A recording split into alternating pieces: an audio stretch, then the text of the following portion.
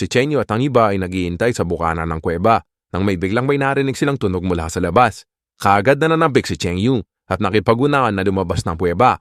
Habang sumisigaw ito na sa wakas, may pinadala na ang tatay ko. Ang mga ibang estudyante ay dali-dali ding tumayo at sumunod. Natakot sila na baka maiwan ang mga ito. Daan-daan na ding lumabas sa kuweba sina Teacher Liang na inaalalayan ni Shemyok. Pagkalabas ng mga ito, tumambad sa kanila ang mga asong may hilang kareta. Ang mga asong ito ay hindi pangkaraniwan para itong mga bihasang aso ng mga militar. Sa mga sandaling iyon, kaagad na napansin ni Teacher Liang na may hindi tama. Sa isip nito, ang mga taong ito ay mga piling veterano dahil sa mga suot nilang mga espesyal na uniforme. Pagkababa ng mga ito, sa halip na lapitan ng mga estudyante, nagbulungan muna ang mga ito habang tinititigan ang mga grupo ng estudyante. Nanabik na nagtanong si Chengyu, "Ipinadala ba kayo ng ama ko para sunduin kami?" Isa sa mga nakasakay sa kareta ang nagtanggal ng helmet at lumitaw ang mukhang pagod na mukha. Tuwang-tuwa ito na nagsalita, "Chengyu, nandito ako." Biglang nagulat at hindi makapaniwala si Chengyu. Hindi nito nakilala kaagad ang kanyang ama. Hindi naman niya ito kasalanan dahil ang kanyang ama na isang mataas na opisyal sa Ebenlizi City ay may itsura ng kasaganaan, habang ang taong nasa harapan niya ngayon ay may itsura ng napabayaan. Nagtaka man si Chengyu, natuwa pa rin at masayang niyakap ang kanyang ama at sinabing, "Sa wakas dumating ka, ama. Alam mo ba ang mga pinagdaanan ko sa loob ng 2 buwan?" Payag nito ng may inanakit. At biglang tinulak ni Chengyu ang kanyang ama. Galit na sumigaw ito, "Bakit hindi ka dumating ng mas maaga para sunduin ako? Muntik na akong mamatay." Naiya si Wu Jianggao sa sinabi ni Chengyu. Sumagot ito, "Huwag na muna natin pag-usapan ngayon ang tungkol dito. Ang importante, ligtas ka. Umuwi muna tayo." Sa sandaling yon, lumapit ang isang sundalo na may mabagsik na boses at nagtanong, "Narinig namin na ang warehouse ng eskwelahan nyo ay marami kong supply ng pagkain. Bilisan mo at mauna ka. Ang mga supply ng mga pagkain na ito ay kailangan madala sa base militar." Nang mga oras lang na yon, ma-realize ni Teacher Liang na talagang may mali at naisip niya ang mga taong ito ay hindi pumarito para iligtas sila. Mukhang interesado lang ang mga ito sa mga supply ng pagkain. Sumagot si Chengyu ng may paggalang, "Oo, meron niyang mga supply sa ilalim ng nyebe, pero meron din mutated na malaking pusa sa loob, kaya wala kaming lakas ng loob na pumunta doon." Sandaling nag-usap ang mga sundalo. "Walang problema," sabi ng leader ng mga sundalo. "Marami na kaming nakasagupa ng mga mutated na nilalang. Mauna ka at ituro mo lang ang daan at kami nang bahala sa lahat." Nataranta si Chengyu nang marinig ito dahil wala siyang balak na bumalik pa sa nakakatakot na kuweba at hindi rin ito nakakasiguro na kaya siyang protektahan ng mga sundalong ito. Nang maisip nito ni Chengyu, biglang tinuro nito si Teacher Liang at sinabing, "Lahat ng mga supply namin ay nahanap lahat ni Teacher Liang. Alam niya kung nasaan ang lokasyon ng mga supply." Hindi nag-alinlangan si Chengyu na ituro si Teacher Liang para sa kanyang kalikasan. Napabuntong hininga na lang si Teacher Liang at sinabing, "Tara, sasamahan ko kayo doon." Pagkatapos, sinundan na ng mga sundalo si Teacher Liang papunta sa pasukan ng kuweba. Ang mga nag-aalalang mga estudyante ay nagtanong, "Pwede na ba kaming maunang bumalik?" Kaagad na sumagot na pagalit ang sundalo at sinabing, "Diyan lang kayo. Kapag nahanap na namin ang mga supply, ayusin namin kayo kaagad." Naramdaman ng mga estudyante ang pagbabago ng sitwasyon, kaya lumaki ang kanilang pag-aalala. Hindi nagtagal, may biglang humalingaw-ngaw na sigaw, "Kayong mga lalaki, pumunta kayo dito at tumulong na magbuhat." Walang nagawa ang mga batang lalaki kung hindi sumunod. Pagkatapos, inutusan sila na ikarga lahat ang mga nakuwang supply sa kareta. Ang ibang mga estudyante ay nagsimulang bumulong at magreklamo.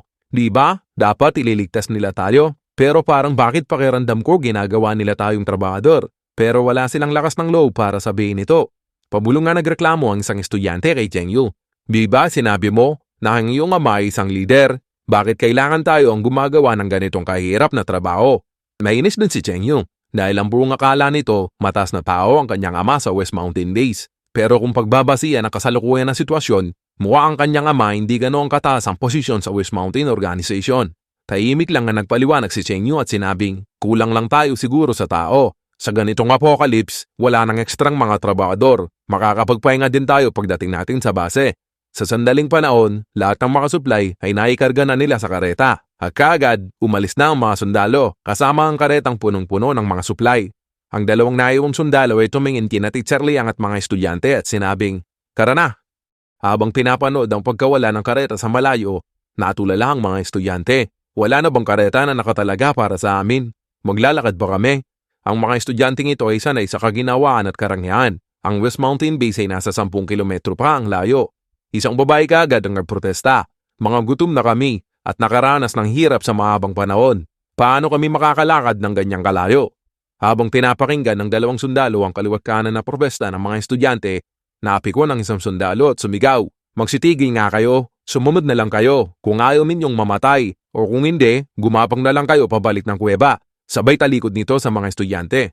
Pagkatapos, nagsalita pa ang isang sundalo, "Ipapaalala ko lang sa inyo, kahit anak pa kayo ng mga matataas na opisyal o mayayaman dati, wala nang kwenta ngayon sa apocalypse. Kung gusto nyong mabuhay, sumunod na lang kayo." Pagkatapos niyang bitawan ang mga ilang energy bar, tumalikod na ito at umalis. Ang ibang mga estudyante ay kaaldad na nanlambot. Malinaw na hindi nila matanggap ang malupit na katotohanan. Pinulot ni Teacher Liang ang mga energy bar at pinalakas ang loob ng mga estudyante. Sundan natin sila. Kinuha na nila lahat ang pagkain ng eskwelahan. Ang pananatili dito ay siguradong kamatayan. Ang West Mountain Base lang ang tanging pag-asa natin para makasurvive. Dahil sa mga sinabi ni Teacher Liang, ang kislap ng pag-asa ay sumiklab sa bawat puso ng mga estudyante. Sinuportahan nila ang isa't isa at nagpatuloy. Kinakain din nila ang mga energy bar kapag hindi na nila kaya. Pagkatapos ng 2 oras, sa wakas, makarating na sila sa pasukan ng West Mountain Base. Isang malaking bakal na pinto ang unti-unting bumukas. Habang ginagabayan ng 2 sundalo, ang mga estudyante ay kaagad na pumasok. Iniisip nila na ang lugar na ito ang kanilang kanlungan at pag-asa para sa magandang buhay. Habang pababa sila sa hagdanan, si Teacher Liang at ang mga estudyante ay hindi alam kung gaano kalayo ang nilakad nila bago sila makarating sa isang malawak na kwarto. Mas mainit dito kaysa sa labas. Ang mga estudyante ay may pananabik at takot. Nagtatanong sila kung ano ang susunod nilang gagawin. Huwag kayong mag-alala, pagtitiyak ni Teacher Liang. Hindi nila tayo dadalhin hanggang dito kung sasaktan lang nila tayo. Nang mga sandaling iyon, may bumukas na pinto at lumabas ang isang grupo ng mga tao na nakasuot ng mga suit na pamproteksyon. May dala silang mga kagamitan. Katulad nito ang ginagamit sa pang-spray ng mga peste.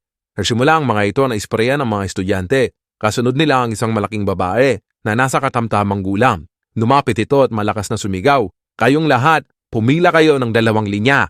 Dinisinfektahan namin kayo para sa pag-iingat. Kasunod nito ang pag-check sa buo ninyong katawan para sa kaligtasan ng lahat ng nasa base. Pakiusap, makipagtulungan kayo sa trabaho namin." Kasunod, 2 kawani ng medikal ang dumating sa lugar. Ang lahat ay kinuhanan ng dubo para suriin ito. Pagkatapos, ginabayan sila ng mga sundalo, papunta sa isang kwarto para maghintay ng resulta.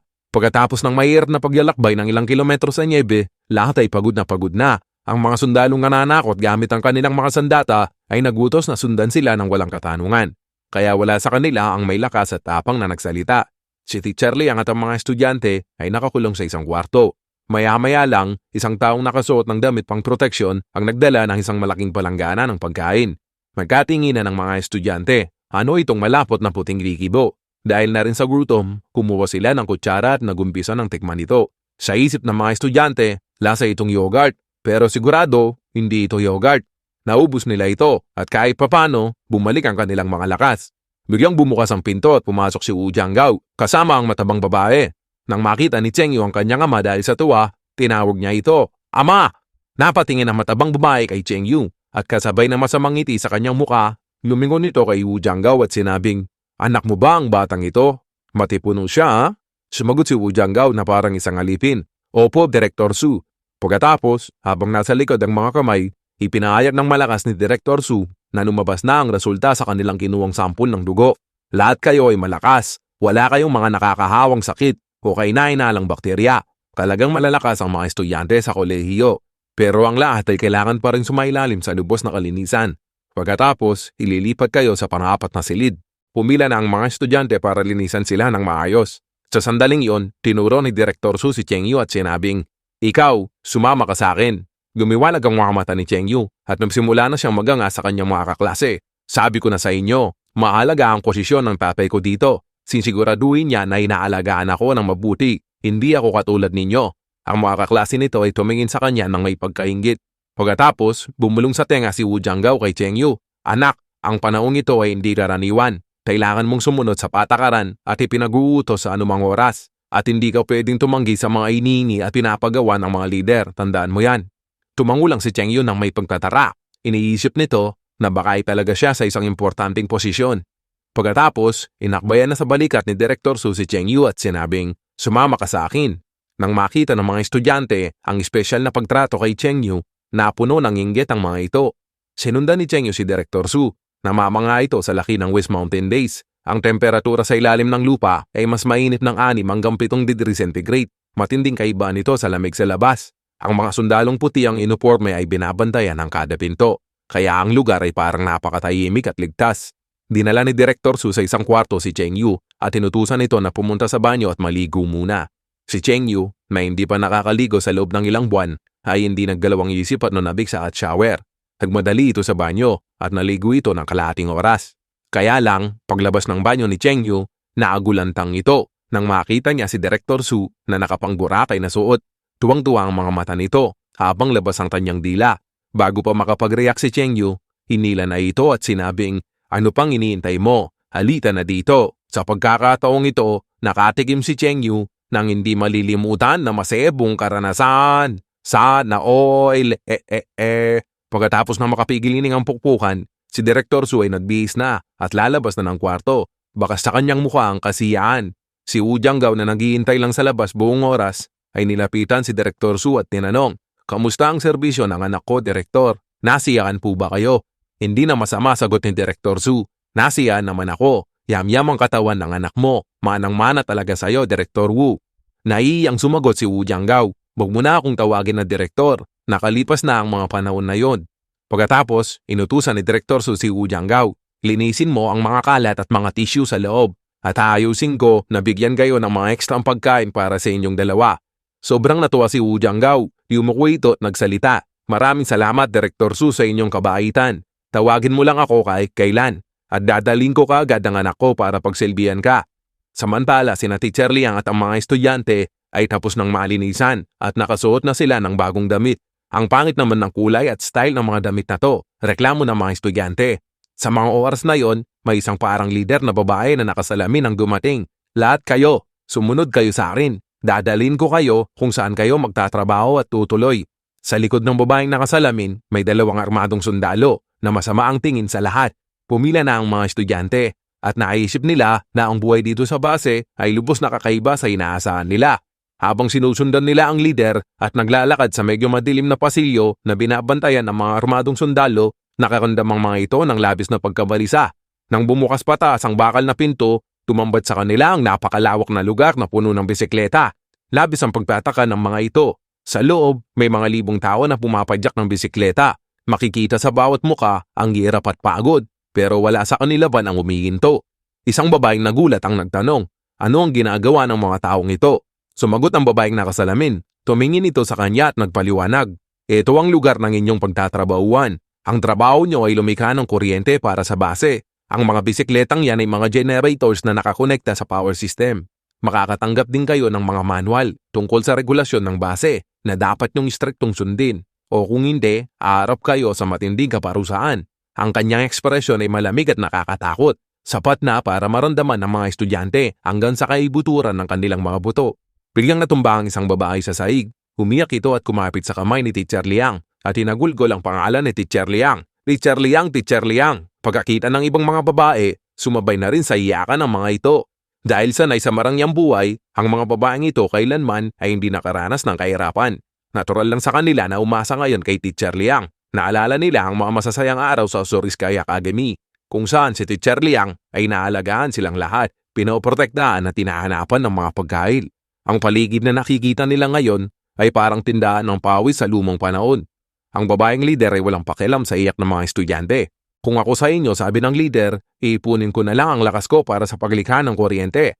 Dahil kung hindi, ginagarantiya ko sa inyo pagkatapos wala na kayong lakas para umiyak." Kinomport ni Teacher Liang ang mga estudyante at sinabing, "Kahit na meron akong special na abilidad, sa dami ng mga armadong sundalo na nakapalibot sa atin, hindi ko kayang magalsa." At na-realize ni Teacher Liang na ang lugar ay hindi na opisyal na kuglihan. Naging isa na itong kagamitan para sa mga organisasyon. "Hindi na pala kami magiging maayos dito. Mukhang wala talaga akong muwang," sa isip ni Teacher Liang. Sa kabilang banda, isinara ni Director Su ang pinto at umalis na. Kaagad, pinuntahan ni Wu Jianggao ang kanyang anak. Nakaiga sa kama si Cheng Yu at apong-apo at medyo umiikot pa ang mga mata. Tinignan ni Wu Jianggao ang kanyang anak ng may pigati at sinabing, "Cheng Yu, okay ka lang ba?" Sabay buntong hininga nito. Ang mga alituntunin sa laro ay ganito na ngayon. Kung gusto mong makasurvive, kailangan handa mo nang tanggapin ang lahat. Masasanay ka rin sa huli. Tumulo na ang mga luha ni Cheng Yu. Tinignan nito ang kanyang ama at nagtanong, bakit nagkaganito? Di ba ikaw ang epe dito? Bakit hindi mo sinabi sa akin ang sitwasyon dito kanina?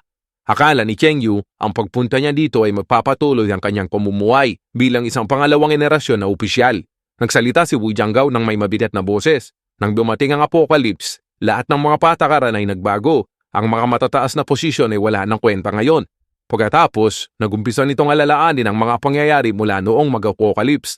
Noong una, ang mga taong nagpupunta dito sa base ay mga taong nasa tuktok ng pyramid, mga mayayaman at matataas na tao.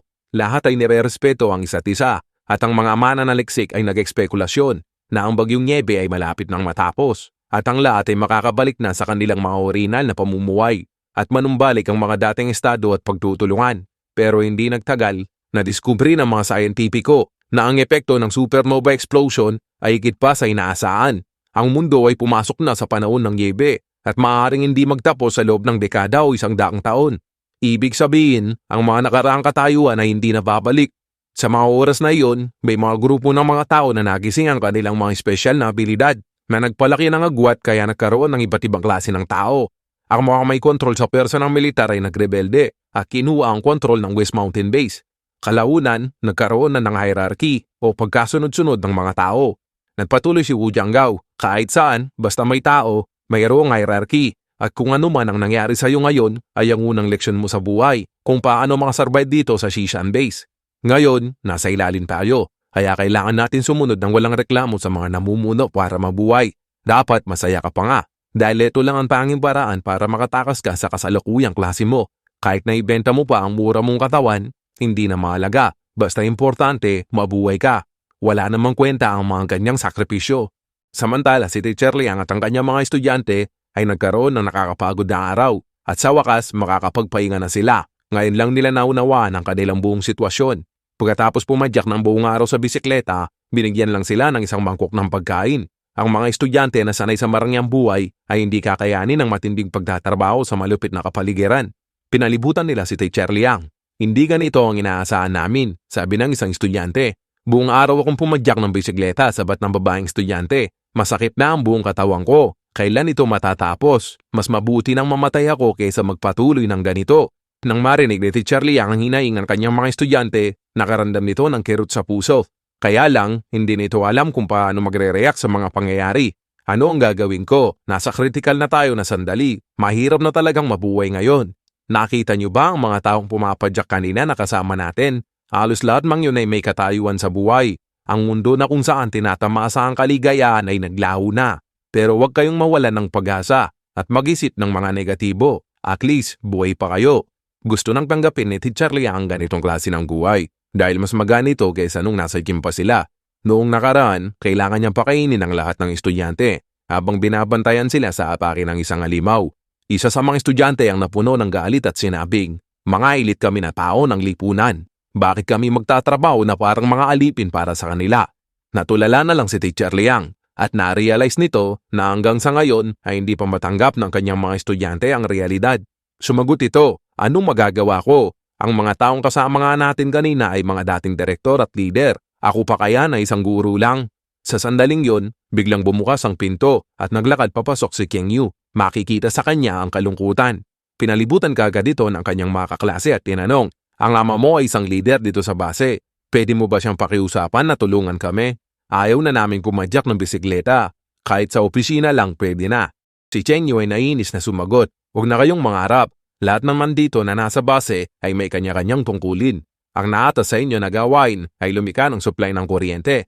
Nilapitan ni Teacher Liang si Cheng Yu at tinanong kung anong ginawa niya sa araw na ito. Nagngit-ngit sa galit si Cheng Yu nang maalala niya ang butanding na bumutingting sa kanya. Sumagot ito, "Ngayong araw, lubos ko nang naunawaan ang kasalukuyang sitwasyon ng base na ito. Ang ginalalagyan natin ngayon ay talagang delikado."